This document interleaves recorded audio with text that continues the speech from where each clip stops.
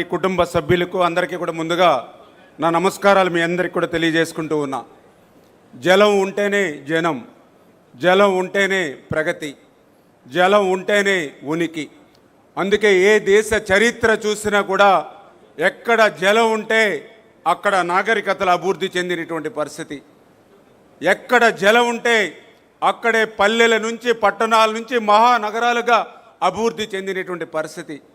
అటువంటి సత్యాన్ని గ్రహించే ఆ రోజు అన్న ఎన్టీ రామారావు గారి దగ్గర నుండి ఈరోజు చంద్రబాబు నాయుడు గారి వరకు సాగునీటి రంగానికి అత్యంత ప్రాధాన్యత ఇస్తూ, అందుకే ఈరోజు ఆంధ్రప్రదేశ్ రాష్ట్ర చరిత్రలో ఇరిగేషన్ శాఖలో తెలుగుదేశం పార్టీకి ముందు, తెలుగుదేశం పార్టీకి తర్వాత అనేటువంటి విధంగా చరిత్రలో మనందరం కూడా చూడవచ్చు.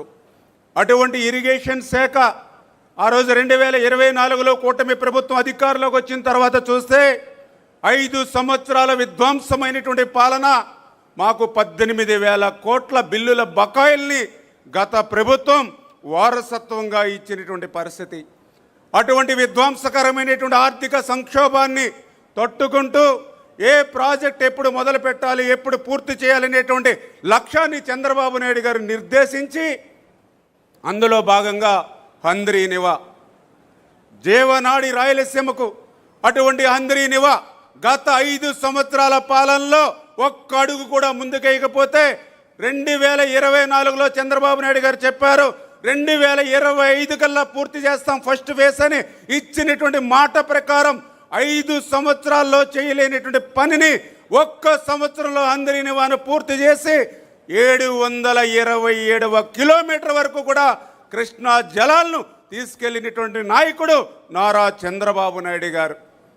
తుంగభద్ర ప్రాజెక్టు రాయలసీమకు అత్యంత కీలకమైనటువంటి ప్రాజెక్టు. అటువంటి తుంగభద్ర గేట్లు ప్రమాదభరితంగా ఉన్నాయని 5 సంవత్సరాలు ఆ రోజు నిపుణులు హెచ్చరిస్తే పట్టనటువంటి ప్రభుత్వం గత ప్రభుత్వం.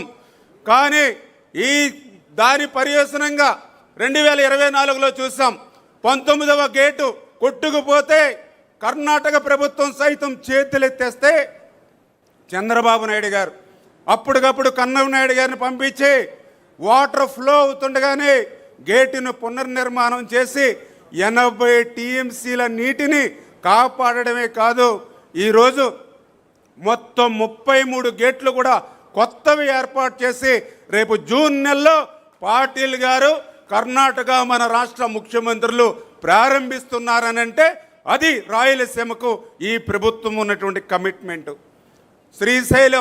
శ్రీశైలంలో నీళ్లుంటేనే మరి రాయలసీమకు నీళ్లుంటాయి.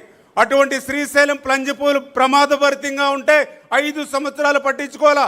కానీ ఈ ప్రభుత్వం 203 కోట్లు పెట్టి ఈవేళ శ్రీశైలం మరామతులు పనులు చేస్తూ ఉన్నాం.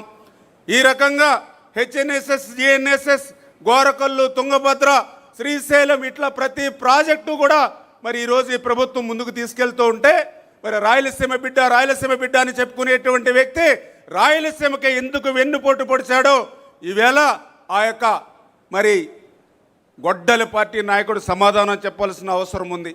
పోలవరం 72% పూర్తి చేశారు ఆ రోజు 2019లో. ప్రభుత్వం మారకుండా ఉంటే 2020, 2021కి పూర్తి ఉండేది. కానీ దురదృష్టం ప్రభుత్వం మారింది, పోలవరం విధ్వంసమైంది, డయాఫ్రమల్ ధ్వంసమైంది. పోలవరం ప్రశ్నార్థకం అయిపోయినటువంటి దశలో 2027కి పోలవరం పూర్తి చేస్తామని చంద్రబాబు నాయుడు గారు చెప్పడమే కాదు, ఆ పోలవరానికి విలువైనటువంటి భూములు, ఆస్తులు త్యాగం చేసినటువంటి నిర్వాసితులకు సైతం ఈ 22 నెలల్లో 2,250 కోట్ల రూపాయలకు వాళ్ళకి అందజేశారు. ఆ రోజు 2017లో కూడా 700 కోట్లు ఇచ్చారు. ఈ రోజు నిర్వాసితులు చెప్తూ ఉన్నారు ఆ రోజు ఈ రోజు చంద్రబాబు ఉండగానే మాకు డబ్బులు వచ్చాయి తప్ప 19, 24, 5 సంవత్సరాల్లో ఒక్క చిల్లి గవ్వ కూడా రాలేదని ఈవేళ నిర్వాసితులు చెప్తున్నటువంటి పరిస్థితి. వెలిగొండ పూర్తవనటువంటి ప్రాజెక్టుని పూర్తయిందని జాతికి అంకితం దగా మోసం చేస్తే ఈరోజు ఈ కూటమి ప్రభుత్వం అటు హెడ్ వర్క్స్ ఏదైతే ఆ యొక్క lining, benching, TBM machine, feeder canal, Nallamala Sagar R&R 900 కోట్లు, ఈ రకంగా 2,500 కోట్ల రూపాయలు ఈ యొక్క 2 సంవత్సరాలనే ఖర్చు పెట్టి రేపు 2026 కల్లా పూర్తి చేసేటువంటి లక్ష్యంతో ఈరోజు చంద్రబాబు నాయుడు గారు పనిచేయడం. పోలవరం లెఫ్ట్ మెయిన్ కెనాల్ ఉంది, 5 సంవత్సరాల్లో ఒక తట్ట మట్టి చేయాల.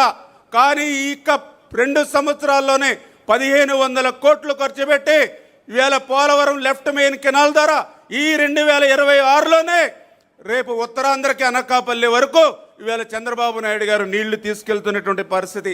ఈ రకంగా 23 నెలల్లోనే 23,000 కోట్ల రూపాయలు ఈరోజు ఇరిగేషన్కి పెట్టి రాబోయేటువంటి 3 సంవత్సరాల్లో కూడా 36 ప్రాజెక్టులను ప్రాధాన్యత పెట్టి ఇరిగేషన్ క్యాలెండర్ని తన అనుభవంతో రూపొందించినటువంటి నాయకుడు నారా చంద్రబాబు నాయుడు గారు అనే విషయాన్ని సందర్భంగా తెలియజేసుకుంటూ, నదుల అనుసంధానం ఆ రోజే మనవాడు మన తెలుగు బిడ్డ చెప్పాడు కేఎల్ రావు, ఈ యొక్క భారతదేశంలో కరువు కాటకాలు పోవాలని అంటే గంగా నది నుండి యమున, యమునా నది నుండి మహానది, మహానది నుండి గోదావరి, గోదావరి నుండి కృష్ణ, కృష్ణ నుండి కావేరి, గార్లెండింగ్ ఆఫ్ రివర్స్ ఉండాలని దాన్ని అందిపుచ్చుకునేటువంటి ముఖ్యమంత్రి మన చంద్రబాబు నాయుడు గారు.